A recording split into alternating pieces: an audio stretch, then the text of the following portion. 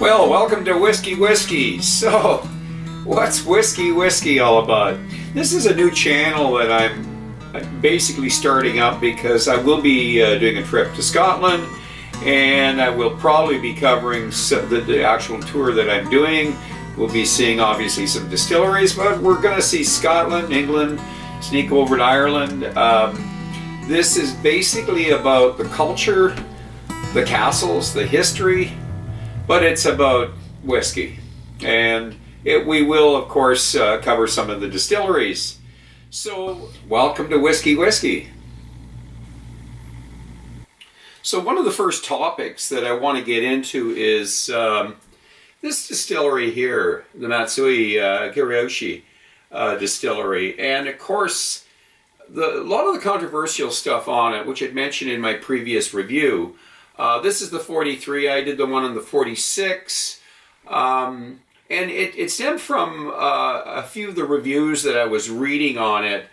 And a lot of them sort of point toward Whiskey Richard, who's been studying the cocktail scene. That's how he describes it, studying and exploring the cocktail scene in Tokyo. I believe he is a Shoshu sommelier, as well as whiskey Kentai level 3. He's well qualified, whiskey professor, whatever there. But anyways, his comments are what got me going.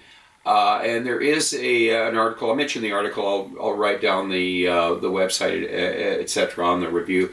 But anyways, this kind of brought out a lot of question marks about this particular distillery, but really about Japanese whiskey in general. And I'm not trying to, focus specifically on this distillery, or they've already got notoriety, and I don't think that some of it is deserved. But anyways, what we're focused on more is the sketchy Japanese laws. And I read stories of whiskeys coming in from Europe, even Canada here, that were sold as Japanese whiskey. One in particular, I think it was an 18-year-old. They're making a fortune on these because of the high price of Japanese whiskey. But anyways, these sketchy, they're not even laws. That's the problem. And the Japanese, the Japan Liquors and Spirits Makers Association, which is really the larger group of distilleries in Japan, and it's an agreement. And they did some changes. Now it's an agreement. This is not law. And if you're not a member, I guess you don't have to follow suit. But what it means is that whiskey basically is going to follow a lot of the same laws that you're going to see in Scotland. That it has to be distilled in Japan, that it has to be a minimum of 40%, and also that the aging has to be done also in Japan. Basically similar rules to what you're going to see in Scotland. One of the interesting things is that when I was beating up the Kurayoshi, I guess I wasn't that brutal to it, but the 46 ABV, because this is the 43. Basically what I assumed that there was no or not a lot of Japanese whiskey in that blend. It was mostly Scottish whiskey. So I've done a lot of research since then. Now the 46 was one of the earlier 12-year-olds, and the 43 kind of followed. And the 43 is definitely got some different things that are going on as to the research I've done. And I've gone to several sites, and of course Matsui basically claims that it is Japanese whiskey. It's 12 years old, and they are sourcing other distilleries to be able to blend that whiskey. Now we know the distillery got its license in 2015, and it actually started producing whiskey in 2017 with its two new, I think they're 3,500, 5,000 liter stills. Basically new at the game, but they were an old company. They go back to 1910. They were a sake brewery, and they do a plum liqueur as well. So this company does have some history, and it probably has some connections with other distilleries in Japan. So what we're seeing is this whiskey here, the 43 ABV, is supposed to have whiskey sourced out in Japan, and so these are single malts that are blended. So that is the information I've got. There is a lot of mixed information out there. It's very difficult to get a solid source of information. I'm going with that, so I'm not beating up these distilleries without proper information or documentation. Now, I'm not criticizing Whiskey Richard because his dates back to 2018, and with the 46, his concern was what we call the fake distillery or phantom distillery issue. In other words, distilleries that didn't have stills to distill whiskey were selling whiskey that was called Japanese whiskey from the distillery. In this case, Kurayoshi. But they do have stills, and they did back then. But the stills they had back then were small stills, and they were the stills they were using for producing their plum liqueurs and also their gins, etc., etc. So you can look at that other video if you want, and you can basically you make your own decisions on that. So if you want to read his article, it's Whiskey Richard, but it's called Namunication JP is the name of the site. So Namunication, just look it up. Read what Whiskey Richard has to say, okay? It's quite well put together. And I want to get into this. I was going to try to get through this fairly fast. For the difference between this guy here and the 46, we don't know yet. We're going to find out. So here is the 46. I poured the 46. We're going to pour the 43. I've had the 43 for a while. I did get the 46 before I had the 43, but I bought the 43 shortly after when it came up. Two different liquor stores, and the bottle almost looks the same. It's just you do have the 43 and the 46 on the bottom that identifies, but there's not a lot of different information other than this does say that it is a that it is a Japanese whiskey. The other one, I think it said malt whiskey, if I remember rightly, or give me a second here. Kurayoshi. Yeah, this is a pure malt whiskey. My apologies, because it can't be a single malt because it's a blended whiskey. But the understanding is that this is blended whiskey sourced from Japan, where this one here is got some Scottish whiskey, possibly Irish, we don't know. Nobody's telling us what it is. And is blended supposedly with some Japanese whiskeys that are sourced out in Japan that are 12 years of age. So I'm going to leave it at that. So from the previous review, if you do watch it, you can basically make your own decisions on what you think. Please, if you can get more information, send it to me. I would really like to know. Okay, the Kurayoshi 43% ABV. This is, I think, a 20. It could be a 2023 release. Probably the bottling showed up in 2024. I think it was in 2023 it showed up. I think it was 2023 it showed up. Late 2023. So after the 46 ABV, which showed up much earlier at a different liquor store. So this one here, again, supposedly is a mixture of Japanese single malts. It's a blend of Japanese single malts. Okay.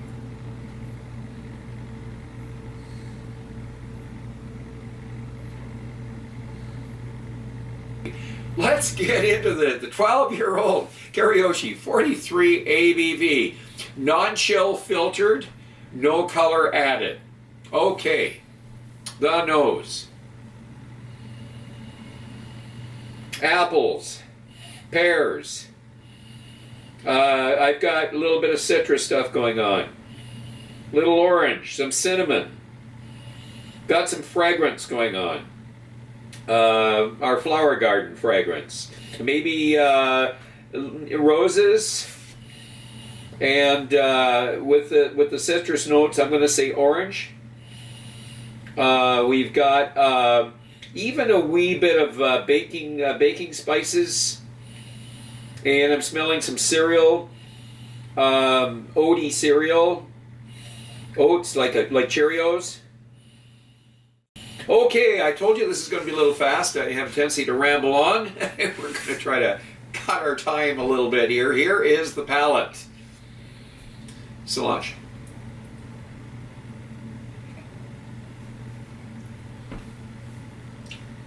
It's got a beautiful apple, pear, apricot presentation right off the bat, which reminds me of a Speyside.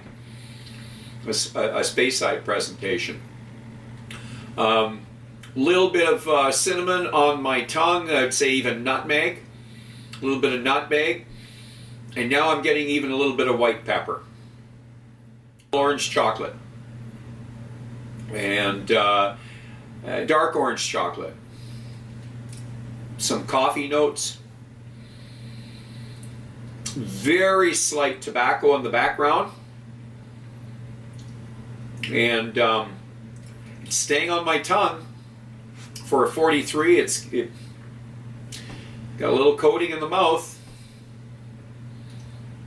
It's not a real light 43, but it does taste Japanese. I mean, this is reminiscent of my Nikas.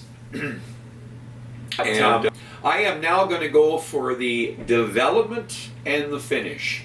Solange.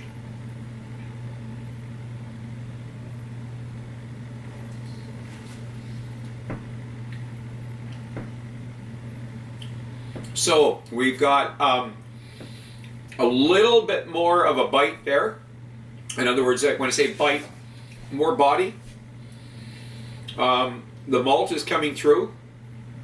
The cereal notes are, I start off with Honey Nut Cheerios, but I'm going to say we're back to granola. And the cinnamon now has got a little bit of ginger mixed in with it. And I'm going to say like a ginger, cinnamon, pear, apricot, but maybe some plums going on now. We're getting some biscuit. And the finish for 43, medium. Not bad. A pretty good finish, actually. So I'm going to go right on to the water. I want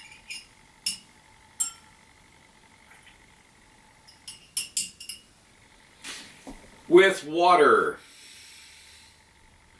The nose. 40. Well, we've got some fragrant floral stuff going on here, and some honey. It's a sweet honey, but it's got some, it's like an alfalfa honey. And there's some savory notes. I mentioned a wee slight bit of tobacco. Of those umami notes there, it's something between a leathery, an old leather shoe with, but it's kind of fragrant. Okay, the palate with water. Solange.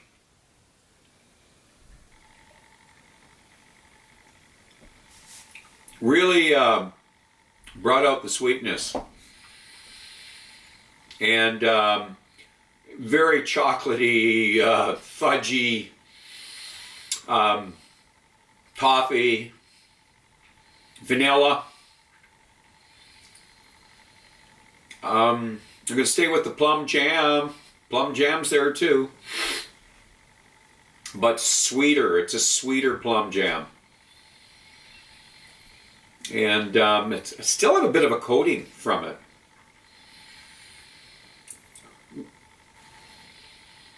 And of course those spices, the cinnamon's still there, but I'm getting licorice now. It's almost like a charred barrel influence. So a sweeter black licorice, and with that slight bit of tobacco in the background. So a decent finish on this, and with water it really brought things out. For a 43, I'm actually quite impressed. So what I'm going to do is I'm going to now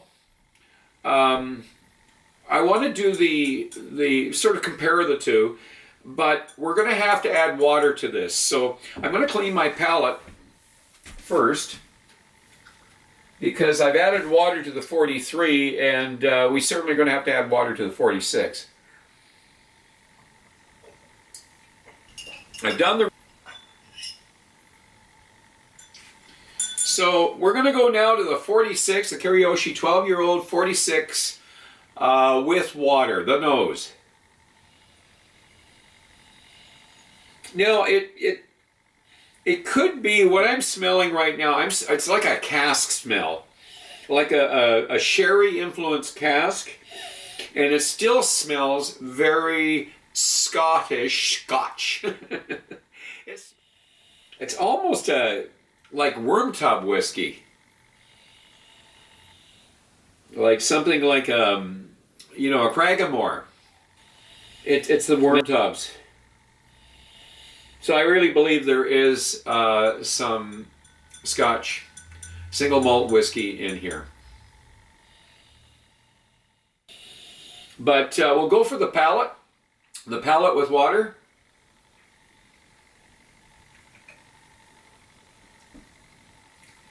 Sweet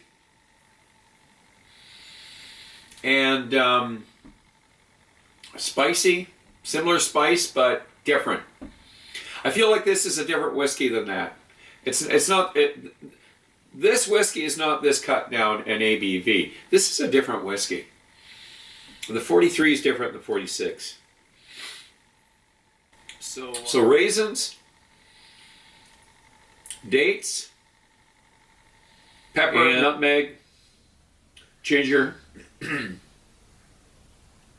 and maybe on a honey note, I'd say more of the Manuka honey. You know, I did a review on this, so I'm not going to get really deep into this. I just feel the two of these whiskeys are different. I believe the 46 ABV is different than the 43. If you've had both, if you had a chance to try both, send me a note. I'm just curious what you think. So I'm going to say that the 43 is a little bit more Japanese. I'm going to say the 46 is a little bit more with the Scotch influence, the single malt influence there from Scotland. So I mean, they are blending them. They did a good job on it though. It is a nice whiskey. I do like the 43. I think they've done. Well, this has been an interesting, if not a difficult, review. Trying to get some solid information on this distillery, on this whiskey. The more I researched the actual distillery, the Matsu Shozo, as well as the Kurayoshi distillery, it seems the more contradictory information I was getting, and other sites as well. When I first started studying this, I was pretty much aware that there was no or very little Japanese whiskey in the 46. The 43, I was a little more optimistic, and that it was sourced out of Japan. And then after further reading, I got some conflicting information. So basically, we're almost back at the beginning here. Like I say, I've gone down a rabbit hole. It's hard to get back out of it. So if you've got any new research information, or some knowledge that I do not have on this distillery, please let me know. Any comments I would certainly appreciate. And if you enjoyed the review, please give us a like. And we could certainly use some new subscribers. So, until the next time, so long, Jabba.